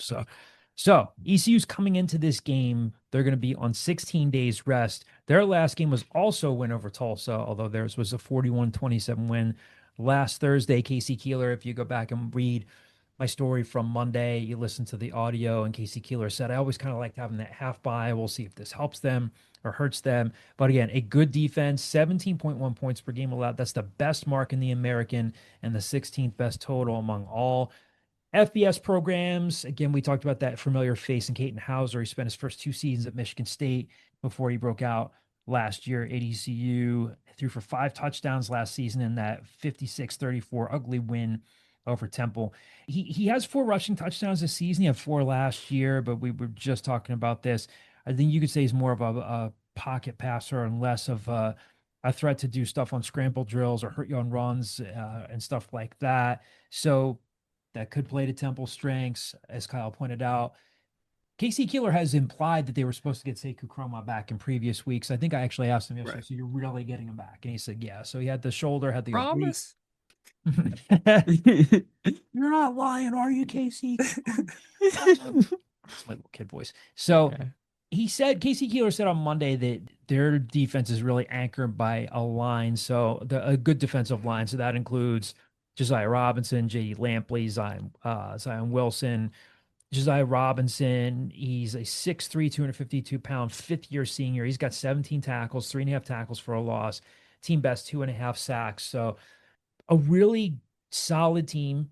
And again, defensively, they've been pretty impressive. You know, we have mailbag questions about this. I still think this game is winnable, but it's a solid team. I think they're better than Tulsa. Doesn't mean that I think the Temple can't beat them. So, Kyle, what are we thinking for Saturday? Tell us about this ECU Pirates team. This is the first ECU team in a while I can remember that I think their defense is their better unit than their offense. They've gotten like a little not exposed, but like they put up more opponents have put up better numbers against them over the last couple of weeks, but they dominated Coastal Carolina. They shut them out. They had 5 interceptions. They shut down Army. They had 6 points. I really do think this is just like a very good defensive team. They're top 20 in a lot of things. They're 17th in scoring defense. Offensively, I kind of agree with a lot of you think. I think Hauser is like a very serviceable to good American Athletic Conference quarterback. I just think that like the way they run their offense and the way that he plays the game doesn't hurt Temple as much as the way like Hayes again Tulsa hurts Temple. I think like they're gonna try to really kind of control the clock and let their defense kind of do their thing, which is weird because they do have talent at wide receiver. I'm gonna call them the Smith brothers, even though I don't think they're related. Anthony Smith and Yannick Smith are both like very good receiver. Anthony Smith had 100 yards and a touchdown against Temple last year in that like Ashton Allen shootout game where Temple was just. I think that was ECU's first game under Blake Harrell. I think that was Yeah, when he was Yeah. named he's just interim made the coach, coaching change. Yeah. Yeah. and they dropped 56 on Temple. So yeah, I think it's interesting to me that I kind of go back to Casey Keeler said this week that like Tulsa is a victim of the schedule. Like they played so many good teams early, it really just kind of demoralized them. And that's why I think you saw them go for two in overtime was just like, hey, if we have any chance of salvaging the season and get into a bowl eligibility, like we need like a shot in the arm. I need to like lay it on the line. Like I think that definitely contributed to Trey Lamb's decision. ECU is kind of the opposite of that, where like they're kind of in a way benefits of like an okay to easy schedule to begin with. Like Army's not Army this year. Coastal Carolina's not Coastal Carolina this year. NC State, Dave Doran's probably going to get fired this year. Like a lot of the teams that they've played early, by no means am I saying like, oh, you shouldn't have scheduled NC State or like you shouldn't play BYU, but like they've just had some games lately where I'm like, okay, you haven't really truly been tested. Like Tulane isn't Tulane this year, to be quite frank. Like, so I don't think they really. Names that look better on paper. Exactly. When you Yeah, first yeah. entered the season, you're probably like, okay, they're going to play two Power Four conferences. They're going to play one of the best Sun Belt level teams in Coastal Carolina. They're going to start with Army. Army was dominant last year, and Tulane's always like the gem of the American. And none of those guys have lived up to their. None of those teams have lived up to their level of name recognition. I think they're going to start to get into a little more when they play Memphis later on, but like they just have like an easier schedule this year. After Temple, they play Charlotte, they play UTSA, they play Florida Atlantic. They could very well end up being 6-2, 7-1 in the conference just because they haven't had that tough of a schedule. But I think it's still a good team. Is what I'm gonna put my wrap around that. I just think it's more of a defensive oriented ECU team than you would think, based upon the last 25 years of ECU football. And as a result, you are predicting what? Oh, we're already going into predictions? Yeah, I'm gonna get right to it. I think Temple loses this game. Yeah, I think it wouldn't surprise. Yeah, I mean, I think it's a true 50-50 game where like a 40-60, 45-55. Temple's a what, 3.5 point underdog, something like that. 4.5, which tells me that like obviously they're very firmly in this. I just think that if they play the way they did against Tulsa, ECU beats them. I think that secondary needs to get shored up. That defensive line, like if Chroma comes back, that's huge. I think he's like an all-conference level defensive tackle. I just kind of get I close my eyes and I just kind of think that maybe this is the game where Temple's offense is no longer able to kind of just move the ball at will. Like against Tulsa, they moved the ball at will. Like they could like even when Tulsa comes back and they tied at 31, I'm like, okay, they're gonna go overtime and Temple's gonna score like every time on this, and they score right away instead of to that throw to Colin Chase that set up the touchdown. I think Temple's offense might struggle a little bit here. I'm gonna say ECU wins 27-20. All that being said, it would not surprise me whatsoever if Temple wins this game, but I think ECU wins this game. I think it's a 27-21 Temple win. And I'll tell you why. Because I think that this team, I really can't disagree with anything you said there. I do think that this Temple team has put some money in the bank in terms of showing people that they are capable of looking at the film, seeing what they did wrong, and responding. Or, like, I mean, again, just completely different set of circumstances, but they responded against Charlotte. Charlotte stinks. They're injury ravaged, but they didn't let Navy beat them twice. I think that the makeup of this team suggests that they've won some games, they've built some confidence. I think that they are pleasantly confident, but I don't know that they're really smelling themselves after the Tulsa win. I think that they know where all the flaws are. I'm going to go with kind of the opposite of what you're saying. It wouldn't surprise me at all if Temple loses this game, but I think that they're on a bit of a roll here. I'm as of now, I am feeling a 27-21 Temple win. I could start trending negative. You kind of talked about that. Like I'd check in with you on Thursday, Friday. There have been times in our lives where you said, you know what, I was trending negative before, now I'm trending positive. And then sometimes I'd talk to you on Friday, like, or sometimes we'd be covering a road game and you turn to me, yeah, I'm trending negative. I think they're going to lose. I will say, I mean, again, I don't want to pat myself on the back, but like my gut's been right on pretty much every game this year. Like Navy, I'm like I don't think I think Temple's right there with them. Tulsa, I'm like they're a lot better than what like you're thinking when you're 2-5. Like this is a good team or they have good guys on it. All that being said, it wouldn't surprise me whatsoever if ECU comes up to Philadelphia and loses because they've done that in the past. Better ECU teams have lost to worse Temple teams at the link. Like that 2014 team, That was Temple beat a ranked. nationally ranked ECU team. Temple went 6-6 and didn't make a bowl that year. Like it wouldn't surprise me. This is the thing that could set itself up for a disappointment if you're an ECU fan, but I just don't see it yet. Brian, your prediction. I was negative before. I'm gonna be positive today. Okay. At the end, to close it out, I do think Temple wins this game. They proved that they can be resilient most of the year, even like in those blowout losses. They've proved that they can like you get punched in the face, they still find a way to somehow fight back.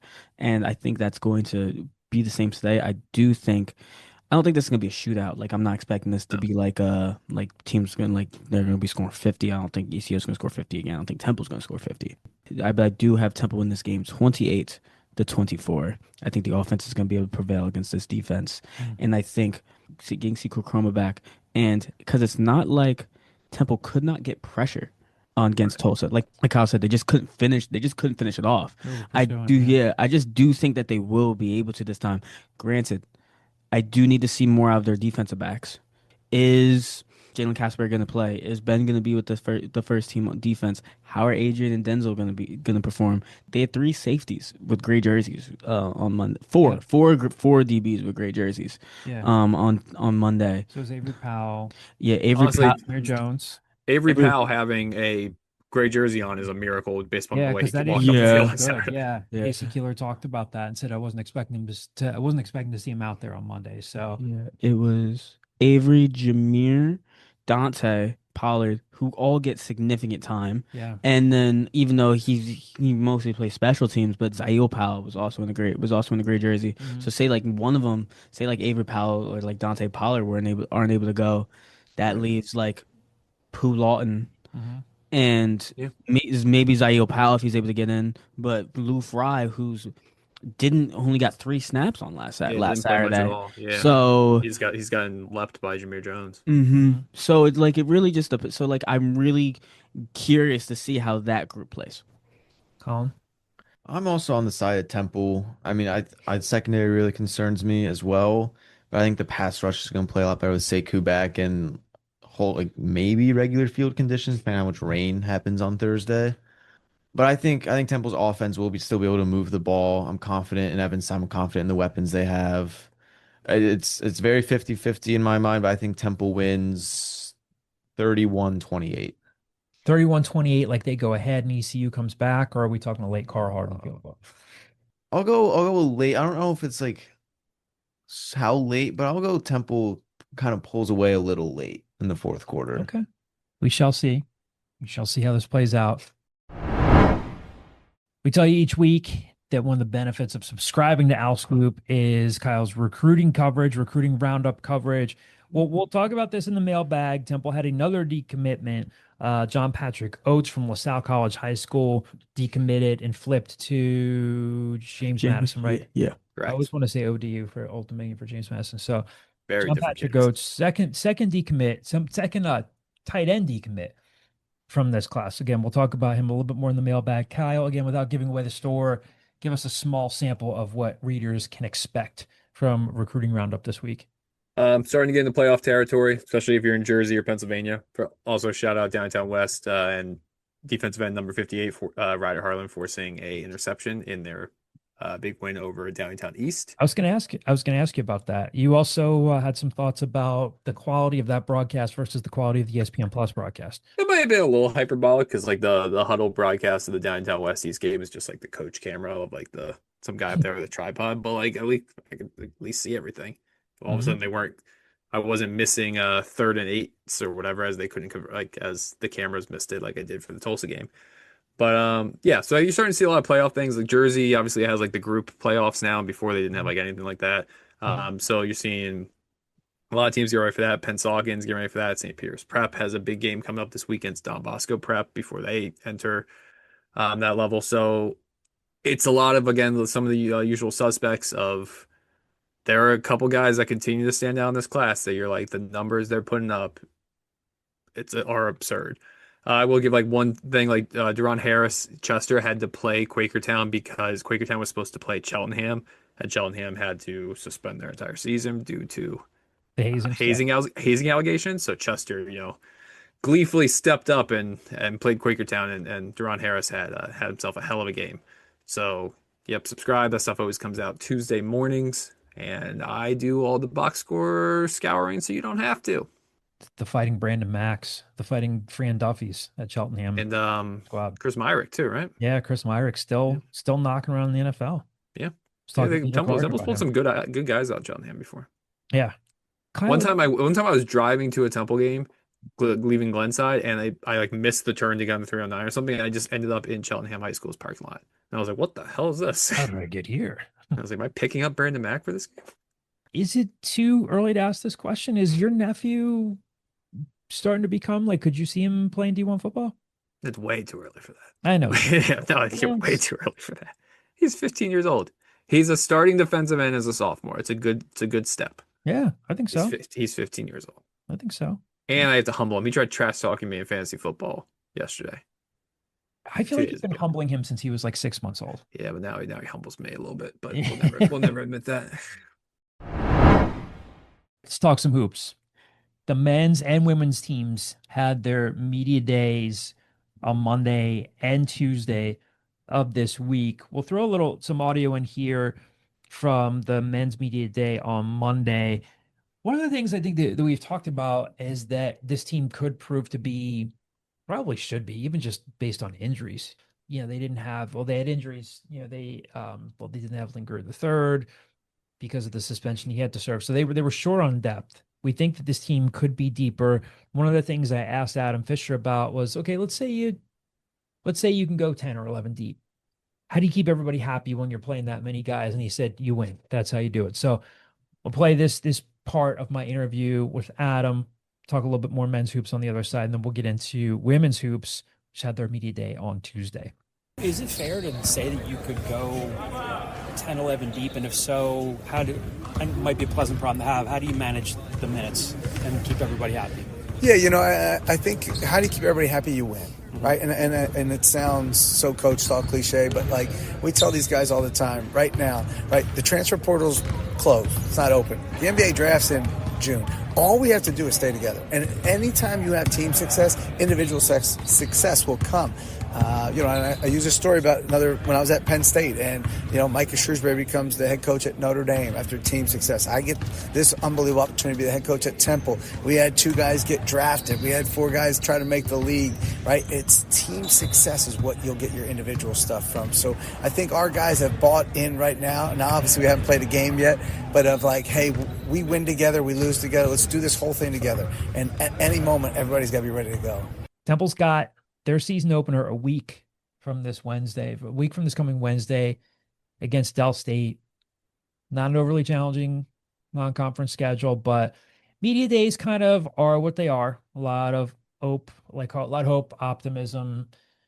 I think maybe we're bearing the lead here. The most interesting thing out of the men's basketball media day was that Ryan Mack, Jacob Marino, and Sienna Conahan participated in yesterday's practice. Yeah, it was great. And it's on Twitter. If you follow me on Twitter at @JayDeCarlo, you can see the video that I posted. It was really cool. I wish John got involved with it a little bit. Mm-hmm. But it was nice. It was nice. I'm not a basketball player. Never claimed to be one. High school Not cross player. Yeah, high school lax guy. Not that tall, not a rebounder at all. But it was nice to get involved.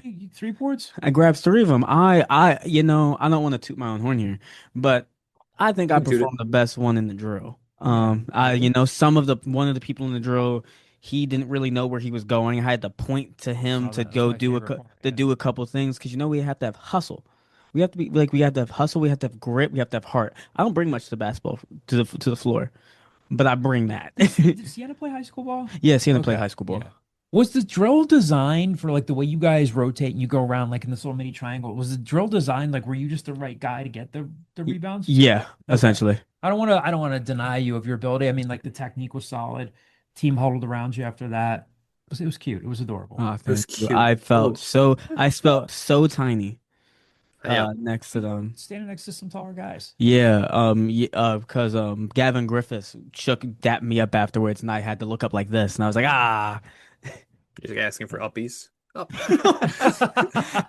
And with that, I have to go to my meeting. Yeah, I'm gonna head out to meeting. John, why did you participate in the drill? Adam asked me, and I looked at him and said, "I'm 49." No. Yeah, no, the only thing from women's media day was honestly just Coach was talking about their non-conference schedule, them playing 6 teams that had played postseason ball last year. This schedule is made for them to be able to compete in March. Mm-hmm. Like she said they are tired of getting to the semifinals and losing. They have the expectation that they're the best in the conference, and they expect to be the best team in the conference. She made that joke. She said that honestly on Thursday too, during that like tip-off event. She was introducing the team, and she goes, "We're gonna be standing like this when we accept our trophy in March." So that's really the clear goal, yeah. though, right? That is the story heading into the season. They could have been an NCAA tournament team the past 2 years, and their season ended there. Yep. Real quick, before you head to your Inquire internship meeting, we'll Yes. flex there for both you and Colin. I think I've asked this before. Who's the difference maker on the roster this year that they didn't have last year? Snackrack. Yeah. Snackrack Jacksonville transfer. Yeah. by far. She talked about they needed more like post depth, more post and everything, and depth and everything like that. Rebounding, especially losing Amaya Oliver and Anissa Rivera. Like she gives it to them tenfold. She's gonna be good. I honestly do think too, if Anastasia Bulanova, she has talent. I went to practice. I was at practice for an hour today. If she reminds me a little bit of like Jaleesa, kind of. Okay. How like you can see that she has the talent. It's just the comfortability of playing basketball in the U.S. Once she gets comfortable, I think she'll be really good. All right. Well, appreciate the insight, Ryan. Congratulations on all your contributions to And your rebounding prowess. Your rebounding prowess. So, Kyle. Fuck, right. Before we jump into the mailbag, as he does each week, our friend Mike Greenspan of Greenspan and Greenspan Injury Lawyers provides you with a tip to keep you safe on the roads, keep you safe in life, some life advice, some fitness advice, a little bit of that this week. So you're going to hear from Mike Greenspan of Greenspan and Greenspan Injury Lawyers, and then we will head into the mailbag. We've got a good 6 or 7 questions to get to, so a lot of good stuff. Temple fans, when is the last time that you were seen by your physician? This is not merely a rhetorical question, because being a Temple football fan during the month of October has taught us one thing and one thing only. It is not for the faint of heart, and cardiac fitness is really, really important. So, whether you're over the age of 50 or under, take this time, schedule that appointment with your doctor, and make sure that you are physically and mentally fit to continue this wild ride that is being a Temple football fan. Go Owls. All right, our first question comes from Greg C. on Twitter. Who would be the key players to stop ECU's passing attack? Defensively, should it be man, zone, more blitzing? So we were talking about this earlier. Casey Keeler talked about this on his Monday or during his Monday media availability in terms of the pass rush over pursuing and the defensive backs kind of, I don't know, being out of position, just overcommitting. Colin asked him this question, or Colin Schofield asked about that, about the rush, about the pressure. We talked about this, and it might be a slightly more advantageous matchup for them in terms of this type of quarterback who's a little bit more of a pocket passer. So we'll let Casey Keeler answer this question, not this exact question, but about talking about how they rush the passer and where the flaws were last week and how it could change up for them this week. And I think this might be one of the keys to them winning the game if they come out the other side and you say, hey, they won because they were able to make some things happen on defense. So here was Casey Keeler talking about them kind of over pursuing on defense. Then we'll have a little bit more for you after this. Casey, when you go back and kind of look at, I know you say you kind of broke some scramble rules with Bailey Hayes on Saturday. When you go back and look at the film, what did you see from the secondary? I know Bailey Hayes kind of played well in that first half. What did you see on tape from the secondary? Well, the first thing, I grabbed both our starting corners. I said, listen, can you put 100 pounds on by tomorrow? They kind of looked at me like, well, I'm crazy. No, you can't.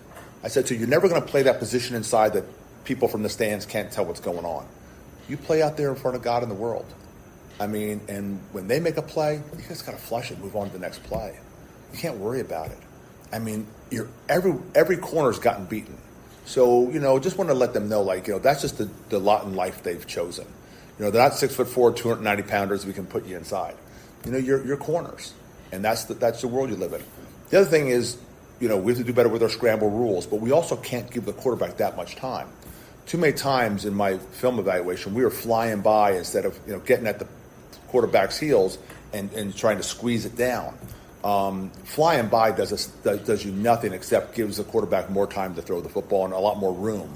So there's some things that we have to get squared away with our pass rush discipline.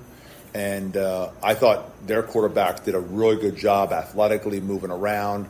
I mean, he had a coming out party. I mean, it really was. And he played really well, threw some great balls. But part of the back end issue was the fact that we gave him a lot of time when he was scrambling around. Kyle, what do you think? I mean, I don't, not to X and O it too much, but to answer Greg's question here, I mean, is it as simple as Casey Keeler is making it sound? Like you got to keep your footing, you got to keep the integrity of your rush lanes and stuff like that. What would be the key to them? Just getting to Katon Hauser and making some things happen there and containing this offense. Yeah, I mean, I think the simplest thing is Sekou Kroma being back, and all of a sudden you bring your best pass rushing defensive linemen back onto the field is a big part. But yeah, other than that, I mean, I think Ryan talked about this, or Colin talked about this, where you did see them get pressure with the previous unit against Tulsa. It's just that inability to finish or that over pursuit. I think a lot of that's you can coach it out.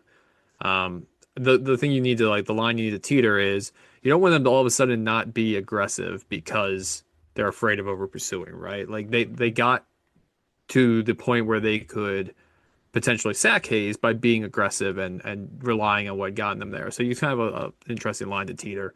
Other than that, yeah, I'm not sure how much of it's gap discipline. I think it's more just don't over pursue. They took it he was able to he didn't even always step up. It wasn't always you also saw him step up. A lot of times you just saw them kind of almost out of control run past him. Yeah. Which I think the kid played really well. This is still a guy that was a backup on an FCS team a year beforehand. Yeah. And there were times that he made Temple's defensive line just look silly, look like it was like a Looney Tunes cartoon. 2 questions here from the Owl of Broad Street on Twitter. This first one, I like this one. This is interesting. Record prediction for the final 4 games. I had somebody else ask me this morning or yesterday. And to be honest, I said 1-3. Because I was like, I think they could lose to East Carolina. I think they beat Army. I was like, and then Tulane and North Texas looks like a wagon right now, offensively, all that. Well, speaking of a quarterback, who's a great story. Yeah. Hadn't started a game since freshman year JV until their bowl game. Yeah. And now, I mean, I hate being this guy. I really hate being this guy, but I'm going to say this. I feel the same way about Brody Foley. He's going to look great playing for a Power 4 program next year. Yeah. UNT's quarterback. I think both of those guys, Brody Foley, afterwards, Trey Lamb was I think he's going to play in the NFL. I was yeah, he's going to get to the NFL by playing for Oklahoma next year. I don't those are the guys I just think those are too easy to pluck. But anyway, for this point to this question, I think they go 2-2 down the stretch. So I think they'll go 7-5. I think I don't know if I'm wrong about ECU and they beat ECU and Army and then struggle against Tulsa, against Tulane and UNT, or if it's kind of what I'm thinking of. They lose to East Carolina, they beat Army, and then whether it's Tulane's offense isn't that great this year or UNT finally just runs into a situation where that quarterback turns it over more. I feel like they're going to find a way to just split these last 4 games and they're 7-5. Yeah, I don't want to go back and say, okay, now that I'm thinking about this with a little bit of hindsight, I could see them beating Army. They kind of should beat Army, right? Again, yeah. I know it's at their stadium. It is homecoming. Triple option, but I think they can beat Army. I kind of like them. Again, we have to see how things stand, as we always do with injuries and any other extenuating circumstances and factors a couple weeks from now. But if I think they can beat Army and then I think they can beat Tulane, then I'm almost kind of committing to them going 3-1 down the stretch, which would be very, very optimistic. I think an 8-4 season would be outstanding for them. Then not only is that 8-4, That's 8-3 heading into the last game where you're like scoreboard watching to see if they can get into the conference Yeah. championship game. Yeah. So they're rooting for all these teams to kind of beat up on each other. So then there's part of me that thinks, okay, maybe you're right. Maybe they lose to ECU, they beat Army, they play some really good football against Tulane, beat Tulane, then they lose on the road. That's a Black Friday game, right? Yeah. Against Texas. So what the hell? I'm gonna commit to 3-1. That's at home though, right? Yeah, they're Yeah, it's at home. hosting UNT Yeah. at the Link on Black Friday. No, I'm wrong. I'm wrong. I'm No, wrong. I was I'm gonna wrong. say I'm no, wrong. they're I'm on the wrong. road. I'm wrong. They're on I'm the road wrong. because the Eagles are playing on Black I'm Friday wrong. against the I'm Bears. wrong. That's Yeah. what I'm getting confused. Yeah. Yeah. Okay. Don't And we're going to Denton. So, all right. So you've got them 2-2. I am very, very almost kind of sheepishly saying 3-1. So I'll say this: if they beat East Carolina and all of a sudden they're 6-3 and they're 4-1 in the conference, I'm gonna dust off an Excel sheet that's been in my Dropbox that hasn't been open since 2018 called AAC standings.xlsx, which just is like it's a list out of like if this happens, then this happens. If happened, this happened. Because I think if all of a sudden you're 6-3 and you're 4-1 in the conference, that's when you can start being like, all right, if a couple things break the right way, maybe they're playing this championship game. yeah. Because a lot of those teams above them right now play each other down the Yeah, stretch. they're gonna knock you. They're gonna Yeah. start knocking each other around. So it'll be really interesting. What's the read on JP Oates decommitting? We talked about this, Kyle. I mean, this is not, as you understand it, this was not kind of like a, hey, we don't like your senior film. This is like a Right. mutual parting of ways. This was JP Oates kind of just Yeah, from what I've gathered, the first two decommitments. So I'm honestly I don't usually count the Jersey kid that decommitted and went to Penn because he was only committed to Temple for like 10 days. So the two before that, Yalik Carter and Dwayne Johnson, were from what I've gathered kind of like hard conversations that led to decommitments. This is not one of those. I'm under the impression JP Oates, John Patrick Oates, went on an official visit to JMU without letting Temple know because he was legitimately keeping his options open. JMU likes him as a defensive end and not a tight end. Temple was obviously recruiting him on the offensive side of the ball.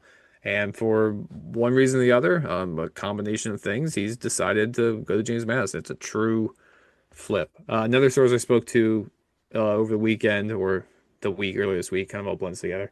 Hey, does this mean that you're going to necessarily add like a tight end to this class from high school who was familiar with Temple's recruiting? So I don't think it's going to be a situation where they add a kid just to add a kid. So it might be all of a sudden you have one more in the transfer portal or things like that. Like since it's all roster limits now, not necessarily scholarship limits, it's hard to necessarily forecast. A lot of that also depends on what happens with Peter Clarke or what happens with like Ryder Cush's development. Like there's so much roster movement that it's impossible to be like, well, now they need to definitely go add tight end because they might need to add 4 tight ends. They might need to add 0 tight ends. It's kind of hard to tell. Next question comes from the screen name Manacart from our football message board. To date, what are the biggest surprises of the season? I think there are a lot of them. Who's the player that surprised you the most, or some sort of stat or scenario that surprised you the most? I think the obvious one's Kajaya Holloway, right? Mhm. Like for him I think coming into the season, you felt pretty good about like the potential of like JoJo Bermudez because like he has a good recruiting profile, and when he was healthy at Delaware, like he did have some moments like that, but he hadn't really pieced it together. But you felt like okay about the wide receivers. Him all of a sudden taking that step to be like a legitimate like fringe all conference guy is just such a huge addition because we also talked about this in the preseason of who's going to fill that big body wideout role. Because like JoJo Bermudez is small, Colin Chase isn't small, but he's not huge. At the time, we were still considering like maybe Antonio Jones will be in it. He's small. Like it was all just like small wide receivers. And they needed a big body.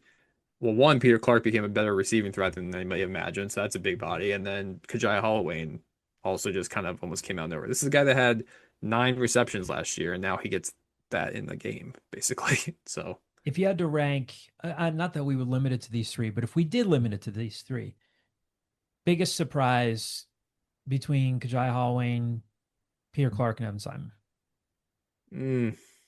I'm going to rank it Kajaya Holloway, Peter Clarke, Evan Simon. By no means am I saying I thought Evan Simon was going to be flirting with NCAA records and won't throw a pick, but like Evan Simon had his moments last year where like he's like a good like a decent quarterback at this level. Like you can win games with Evan Simon. And he had the recruiting pedigree. It's not like he came out of nowhere. Yeah, he didn't come out of nowhere. Like he was a typical like he comes down a level, all of a sudden he's getting more tape, getting more familiarity. I'm now at the point with him, and I've talked about this on previous podcasts where like I feel like as a journalist or as a viewer or whatever you want to see, you get to a point where you start to like feel comfortable with the quarterback's decision making Like if he has a clean pocket, he's able to make a decision. Like I trust that he's going to put the ball in the right place.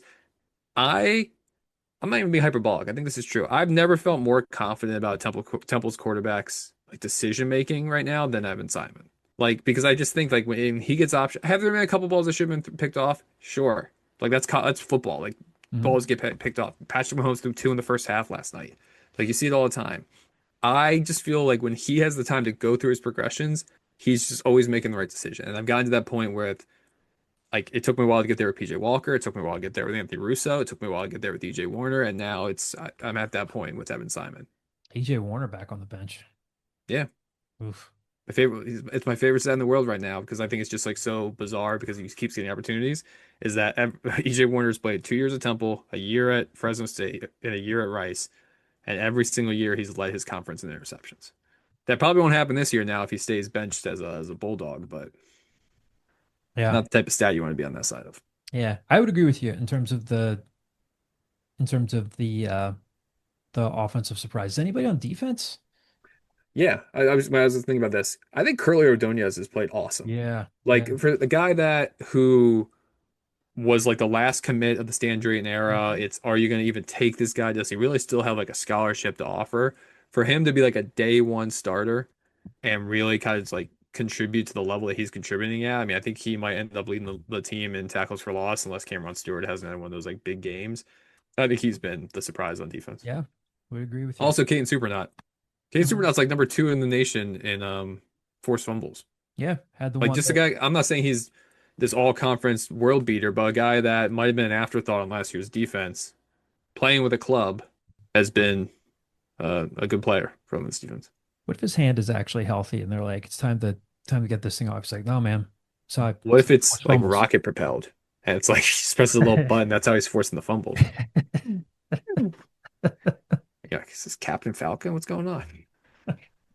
Well, we'll get him on the pod. I think in general, though, to that point, though, like the defense has had like a lot of surprises like that, where you're like, oh, that linebacking core has been like a strength of this team. Where I think 2 months ago you might not have thought that.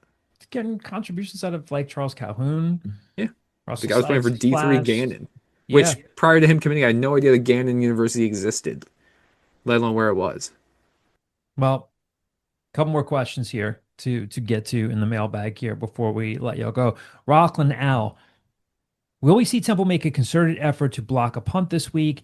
It looked like they came close at least once in the past couple of games. And then Rockland Al's second question is, do you expect to see an emphasis on controlling the clock on Saturday? So the first one, concerted effort to block a punt. Steal the answer. Somebody else responded to him on our boards, and it's spot on. Where he was like, trying to send an extra body to block a punt when you have Jojo Bermudez as a punt returner is insane. And I would agree with that. Jojo Bermudez is so electric that it's like give him as many blockers as he can get. What about the emphasis on controlling the clock on Saturday? I know you said earlier that you think ECU might do that. Yeah. This sounds like the thing that a week from now we rewind the tape and we're like, I'm not so afraid of ECU's offense that I think you have to make a conscious effort to be like, let's limit the number of possessions they get and really do this. It's not that type of ECU team. It's a more well-rounded ECU team than it has been in the past, but this isn't who was the quarterback they had for years that his dad was like the PA announcer? That came up in the game notes all the time. What the hell was his name? Yeah, it was And it wasn't that long ago, right? No, it wasn't.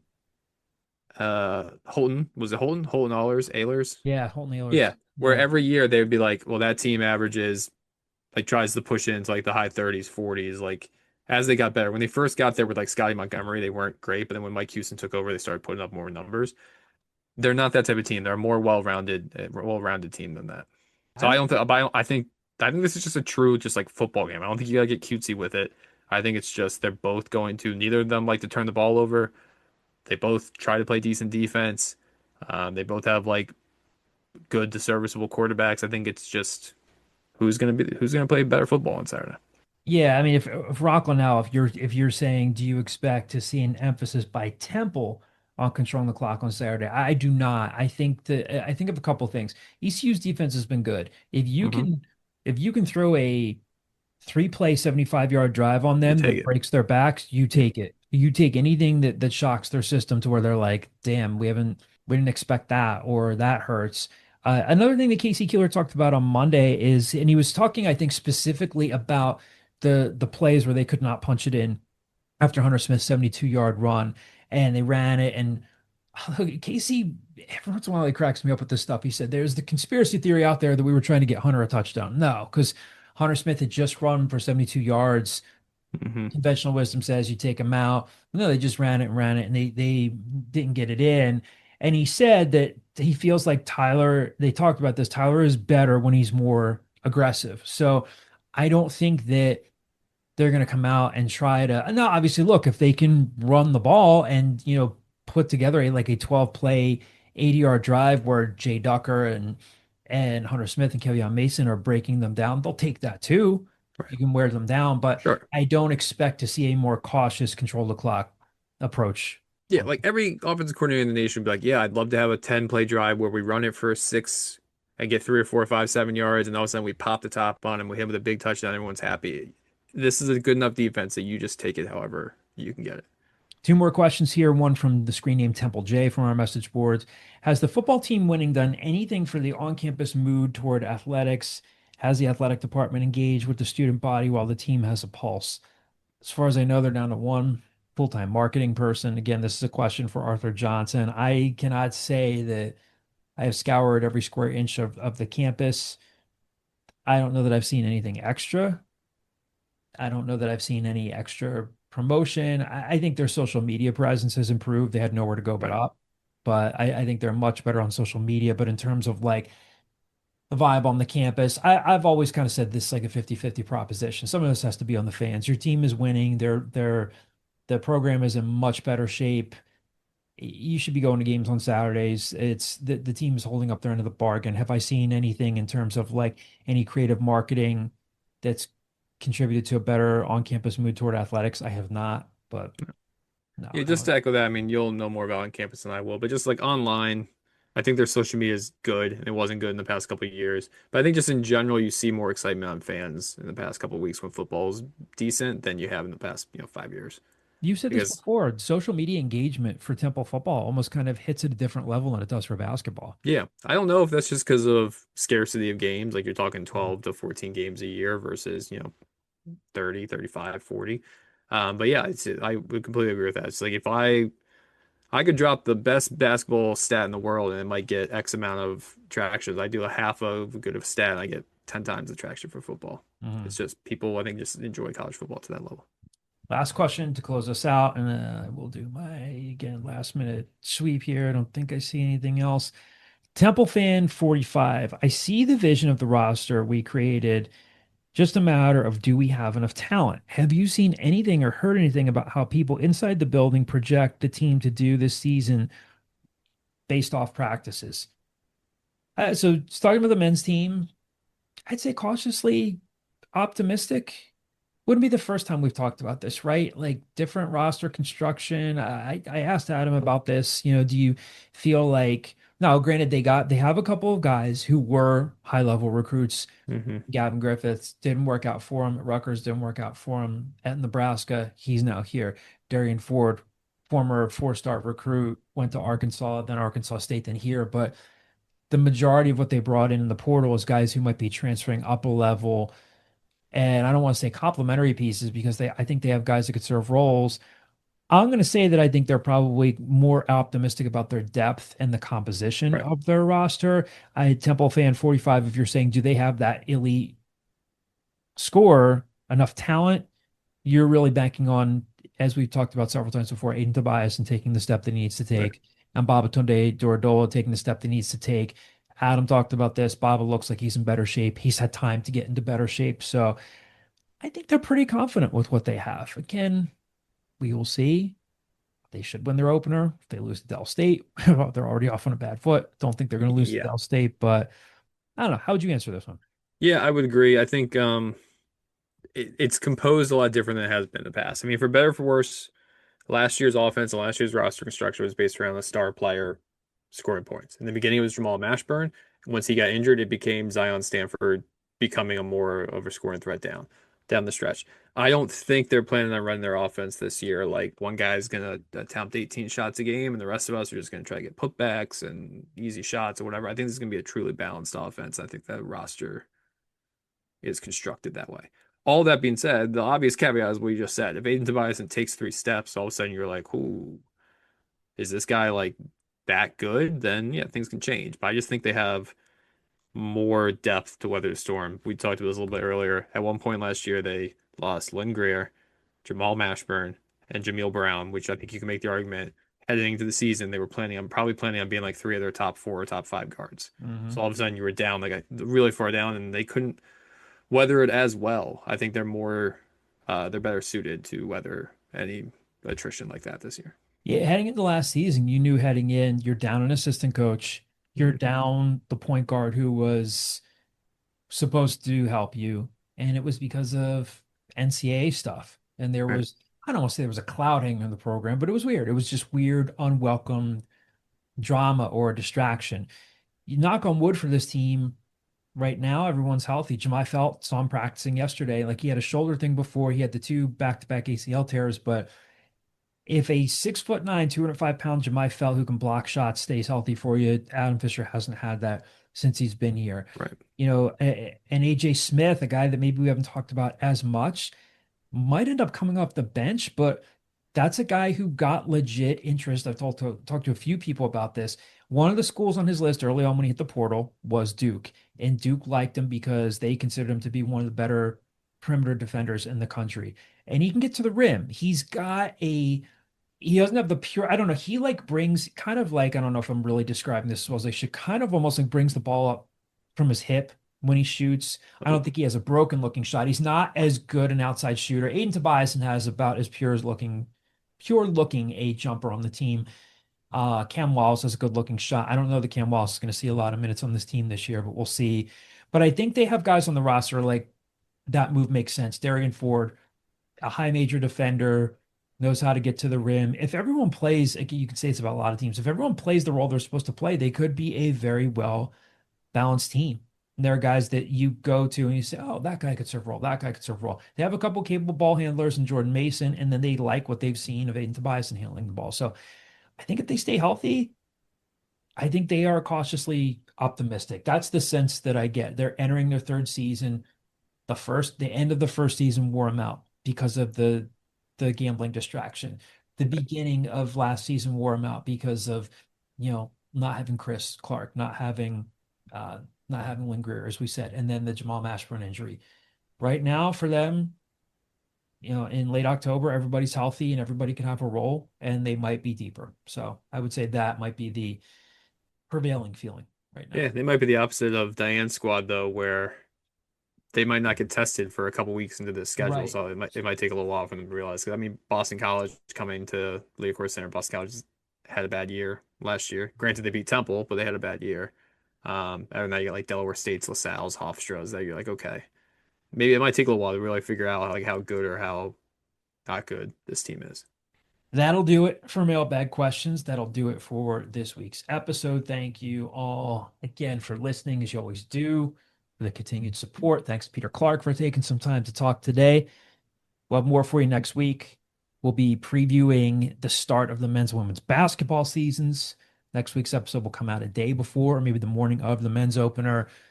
And we'll see if Temple's really in business with this football team. If they're poised to maybe start hanging around. Again, a win over ECU would be big. Kyle might start looking at that spreadsheet he promised. So. Dust it off. I did just hear back from Casey Keeler, and Ryan and Colin will be running the Oklahoma drill next week, live on the podcast. Can you imagine? Loser has to do the dishes. Just like two little Rams, just butting heads. Loser has to do the dishes. All right, everybody. Thanks for sticking with us for another episode. We'll talk to you soon.